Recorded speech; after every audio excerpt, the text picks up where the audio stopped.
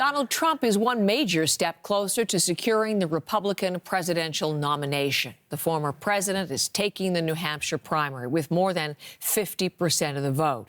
His challenger, Nikki Haley, has vowed to stay in the race. She received support from over 40% of voters.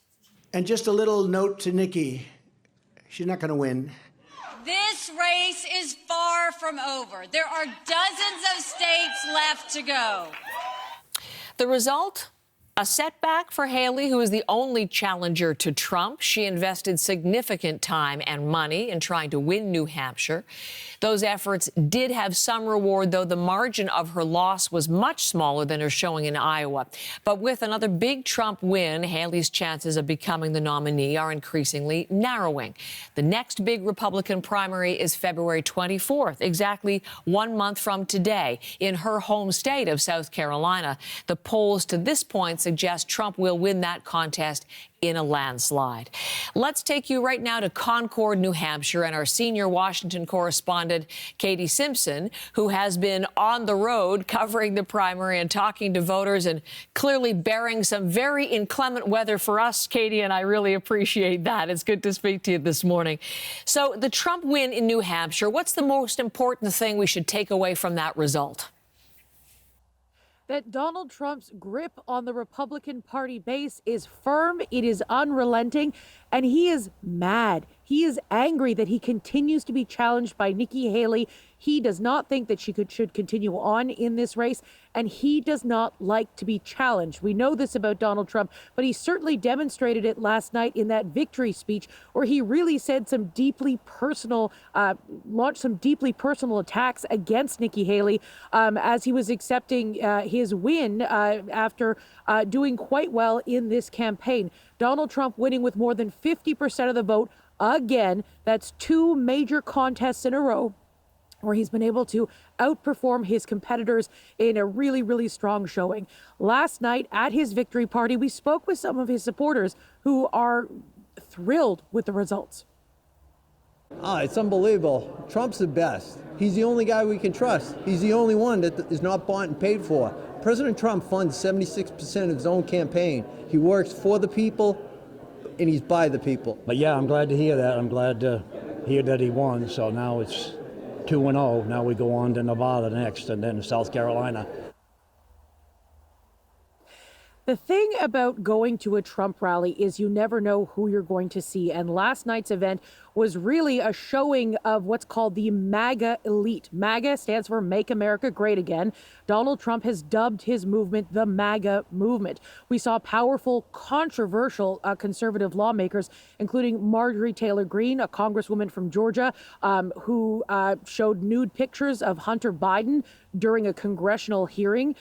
She indulges in conspiracy theories on a regular basis, and she's quite controversial, if that doesn't sum it up enough. We saw people like Vivek Ramaswamy, who ran against Trump to be the presidential nominee, but dropped out and is now endorsing him. We also saw Senator Tim Scott, who is a possible pick for VP. And we saw George Santos, the disgraced congressman. He had to wait in line with the general public to try and get in to show his support for Donald Trump. So we're seeing this alt-right sort of really strong base coalescing around Donald Trump.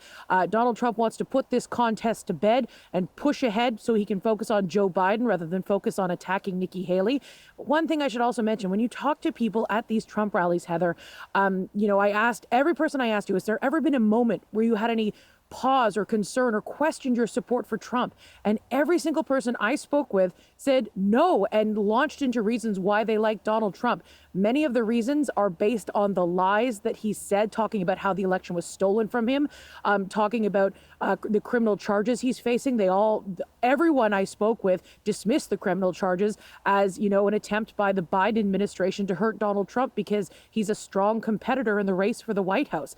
And so these conspiracy theories are thought to be reality. And when you walk into these events, these people can recite and say the same things that Donald Trump says over and over in his rallies, and they treat it as truth, even though it's not.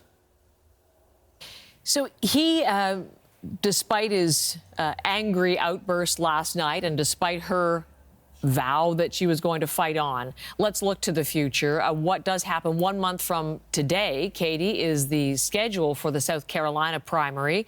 Look ahead to all of this, and where does the race go from here? Well, Nikki Haley got 43% roughly in this vote. But when you take a look, when you compare what happened in Iowa to New Hampshire, Donald Trump still had a pretty big margin of victory. He still won by 10%. And in Iowa, there was a vote split between Ron DeSantis and Nikki Haley. There was no vote split here. Nikki Haley got 43%. That would, it's a lot better than Iowa, but it's because she didn't have any competition in the alternative to Trump category. So everyone is putting their energy into South Carolina now. That is Nikki Haley's home state. She very much wants to do well there, does not want to be embarrassed and lose on home turf.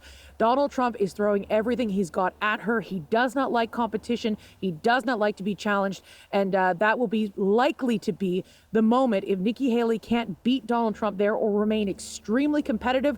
Her campaign will be asking some very difficult questions about whether it's viable for her to continue on. Katie, thank you very much. I appreciate that. Senior Washington correspondent Katie Simpson. She's in Concord, the capital of New Hampshire, today.